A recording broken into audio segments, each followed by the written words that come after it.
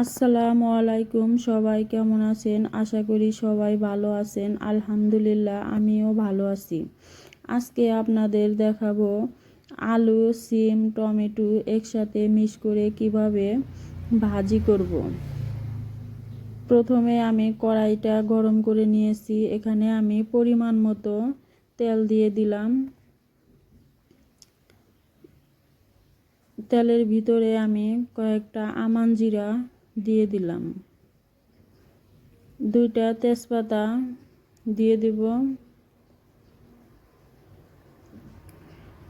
এখানে বেশি কিছু মশলা ব্যবহার করব না। দিয়ে দিলাম পেঁয়াজ কুচি। পেঁয়াজ কুচিটা হালকা করে ভেজে নেব। এখন দিয়ে দিব কাঁচামরিচ। কাঁচামরিচগুলো আমি ফালি করি নাই, মাঝখানে এমনি টুকরা করে নিয়েছি। আপনারা আপনাদের পছন্দ মতো নিয়ে নেবেন।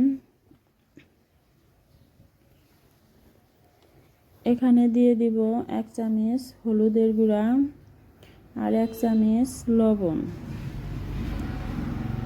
এগুলা ভালো করে নাড়াচাড়া করে হালকা ভেজে নেব। এখানে আমি ছোট ছোট চিংড়ি মাছ দিয়ে দেব।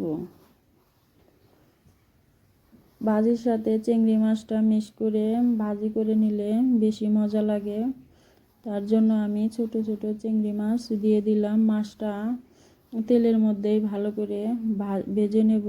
এদিকে আমি সবজি কেটে ধুয়ে নিয়েছি, টমেটো, আলু, সিম। এদিকে আমার চিংড়ি মাছটা ভাজা হয়ে গেছে, পানিটা পুরোপুরি শুকিয়ে গেছে। এখন আমি এখানে সবজিগুলা দিয়ে দেব।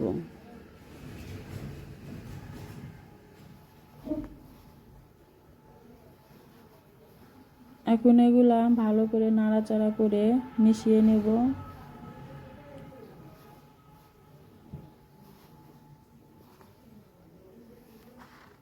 মিশিয়ে নেওয়া হয়ে গেছে। এখন আমি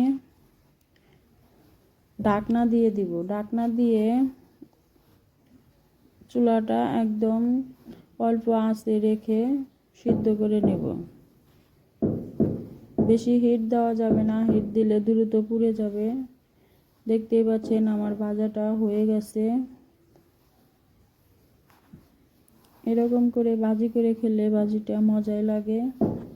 যদি আপনাদের কাছে ভিডিওটা ভালো লাগে তাহলে লাইক করবেন, কমেন্ট করবেন এবং সাবস্ক্রাইব করবেন।